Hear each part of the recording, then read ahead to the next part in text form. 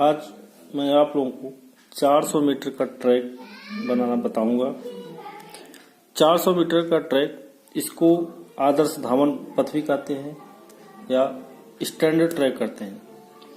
जब कभी standard track की बात किया जाए, आदर्श धावन पथ की बात किया जाए, तो इसका मतलब समझना चाहिए कि वो 400 मीटर का ट्रैक है। 400 मीटर कोई भी ट्रैक जो है उसका आकार अंडाकार होता है। अंडाकार का तात्पर्य है कि उसमें 2 स्ट्रेट लाइनें होती हैं, 1, 2 और 2 कर्व होता है। इन 2 कर्वों को अगर मिला दिया जाए, स्ट्रेट लाइन को हटा दिया जाए, तो एक वृत्त का निर्माण होता है। अब आइए देखते हैं कि इस ट्रैक का निर्माण कैसे किया जाता है। 400 मीटर का ट्रैक बनाने के लिए एक बड़े मैदान की आवश्यकता पड़ती है। लगभग ये हम कह सकते हैं कि मैदान की लंबाई 200 मीटर और चौड़ाई 100 मीटर होनी चाहिए, तब एक आदर्श धावन पथ 400 मीटर का तैयार होगा। अब आइए देखते हैं 400 मीटर का ये ट्रैक कैसे बनता है। सबसे महत्वपूर्ण होता है किसी भी मैदान को बनाने के लिए कैसे शुरू किया जाए और कहां से शुरू किया जाए। यही बात ट्रैक के लिए भी आती है। तो सबसे इसके पहले हमको ये जानना जरूरी है कि इसकी लंबाई कितनी होगी और ये जो कर्व बना है इसकी लंबाई कितनी होगी और इसको कैसे बनाया जाए। तो ट्रैक के लिए एक फार्मूला है, एक सूत्र है जिसका हम प्रयोग करते हैं। T बराबर 2S प्लस 2C। T का तात्पर्य है ट्रैक, S का तात्पर्य है स्ट्रेट सीधी लाइन और C का तात्पर्य है कर्व। T बराबर 400 क्योंकि 400 मीटर का ट्रैक हमको बनाना है। S बराबर 79 मीटर 79 मीटर। ये 79 मीटर कहाँ से है? जब हम ट्रैक बनाते हैं तो जमीन की, मैदान की उपलब्धता के आधार पर हम ये तय कर सकते हैं कि उस ट्रैक का स्ट्रेट सीधी लंबाई कितनी रखनी है, सीधी लंबाई कितनी रखी। लेकिन यह बात ध्यान में रखना चाहिए कि यह 75 से 85 मीटर हो, मतलब 75 मीटर से कम ना हो, 85 मीटर से अधिक नहीं हो। क्या चीज? स्ट्रेट सीधी लाइन। जो सीधी लाइन क्या है? ये जो मैंने ए बी लिखा है, ए से बी की लंबाई 75 से 85 के बीच होनी चाहिए। कुछ भी रख सकते हैं, ये मैदान की उपलब्धता के आधार पर होता है। यहाँ पे मैंने यस जो है 79 मीटर मान रखा है। अब इस फार्मूले में रखते हैं टी बराबर 2S प्लस 2C में। यहाँ से हमको कर्व निकालना है। कर्व मतलब इसकी लंबाई, हमको इसकी लंबाई पता है 79 मीटर, इसकी पता है, हमको इसकी लंबाई और इसकी लंबाई निकालनी है। अब आइए देखते हैं। इसको जब मैंने रखा t इक्वल टू 400, S 79 से 2 मल्टीप्लाई किए, गुणा किए, प्लस 2C, इसको सॉल्व किए। 400 बराबर 158 धन 2C, यहाँ से सॉल्व किए तो 2C बराबर आया 400 माइनस 158, ये 2C बराबर आया 242 मीटर और C बराबर आया 242 से 2 से भाग के 121 मीटर। अर्थात ये जो लंबाई आई ये 121 मीटर आई और ये भी 121 मीटर आई। दोनों जोड़ दिया जाए तो 242 मीटर।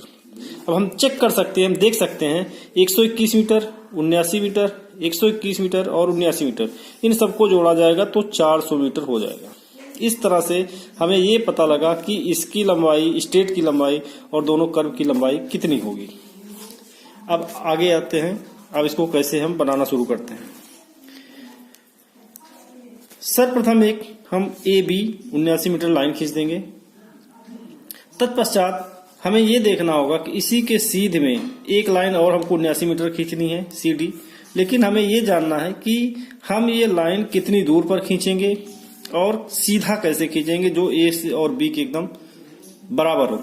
तो इसके लिए हम करते क्या है, मैंने अभी बताया कि दोनों कर्व जो है अगर मिला दिया जाए तो एक वृत्त तैयार होता है। यहाँ पे प्रश्न यही, वृत्त कैसे हम तैयार करेंगे। वृत्त जब ये तैयार होता है तो जैसा कि हमने अभी निकाला 121 मीटर इसकी लंबाई है, इस कर्व की 121 मीटर इस कर्व की लंबाई है। इसका तात्पर्य ये हुआ जो वृत्त बन रहा है इसकी कुल जो परिधि है, जो किनारा गोला बन रहा है, ये कुल जो है 242 मीटर का बन रहा है। अब 242 मीटर का गोला बनाने के लिए गणित का एक सूत्र है, एक फार्मूला है, उसके माध्यम से हम निकालेंगे कि इसकी रेडियस कितनी है। क्योंकि हमें कोई गोला, कोई वृत्त बनाने के लिए एक रेडियस की जरूरत पड़ती है। बिना रेडियस के जो है गोला या वृत्त, सर्कल नहीं बन सकता। अब आइए देखते हैं हम रेडियस कैसे निकालते हैं। ये इसके लिए एक सूत्र है फार्मूला है वृत्त की परिधि बराबर 2πr, गणित का फार्मूला है, जहां पर पाई बराबर 22/7, गणित में ऐसा माना जाता है, पाई का हमेशा मान 22/7 होता है। तो अब हम इसके माध्यम से आर का मान निकालेंगे, आर फॉर रेडियस या त्रिज्या जिसे कहेंगे। त्रिज्या का तात्पर्य ये हुआ केंद्र से वृत्त की परिधि की दूरी। तो वृत्त की परिधि 242 मीटर यहाँ पे हमने निकाला था, 121 121 जोड़ के 242।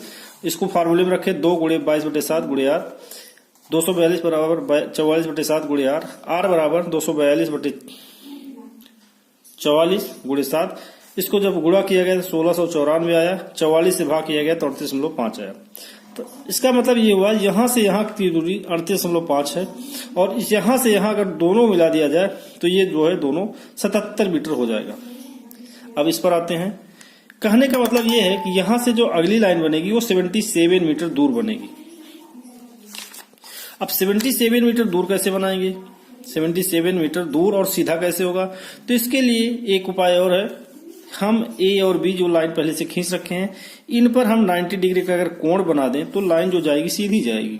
90 डिग्री का कोण कैसे बनाएंगे? कापी में तो हम बना सकते हैं, हम कैसे मैदान में बनाएंगे? तो मैदान में बनाने का तरीका ये है जो कापी में बनाने का तरीका है वही। कापी में हम प्रकार से बनाएंगे, मैदान में हमको तार की आवश्यकता पड़ेगी या टेप की आवश्यकता पड़ेगी, रस्सी की आवश्यकता पड़ेगी, उसके माध्यम से बनाएंगे। पहले मैं एक छोटा सा वृत्त, बहुत बड़े की जरूरत नहीं, बहुत छोटा सा एक वृत्त बनाएंगे, लेकिन उसकी लंबाई जो है याद रखेंगे। एक अर्धवृत्त बनाएंगे ऐसे, वही लंबाई लेके अर्धवृत्त सीधी लाइन को जहां क्रॉस कर रहा है वहां से अर्धवृत्त को काटेंगे, पुनः जहां अर्धवृत्त को काट रहा है फिर एक क्रॉस लगाएंगे। अब दोनों वृत्त जहां काट रहे हैं यहां से ऊपर की तरफ क्रॉस लगाएंगे, इस तरह से जहां कट रहा है अब एक सीधी लाइन खींच देंगे। अब ये जो लाइन बनेगी ये 90 डिग्री बनेगी, बिल्कुल सीधी बनेगी। इसी प्रकार हम इस कोने पर भी एक सीधी लाइन बनाएंगे 90 डिग्री का। अब हमें आवश्यकता है 77 मीटर की। इसी सीधी लाइन पे 77 मीटर दूर जो पॉइंट मिलेगा, जो बिंदु मिलेगा, एक बिंदु सी मिला, दूसरा बिंदु डी मिला, इसको हम मिला देंगे। अब ये लाइन जो तैयार हुई ये 79 मीटर की लाइन तैयार है। अब जैसा कि हम जानते हैं हमको एक सीधी लाइन भी मिल गई है। अब इसके आधे पर, हाफ पर, जो कि 38.5 आएगा, वहां पे एक बिंदु लेंगे, वहां से 38.5 मीटर जो एक्स बिंदु है यहां से सी और डी ए की बराबर दूरी होगी। एक हम तार के माध्यम से अर्धवृत्त खींच देंगे, वही दूरी लेकर यहां पर भी इस कोने पर जो कि वाई बिंदु है यहां से एक अर्धवृत्त खींच देंगे। इस तरह डी और बी, सी और ए मिल जाएगा और एक 400 मीटर की ट्रैक की आंतरिक रेखा तैयार हो जाएगी।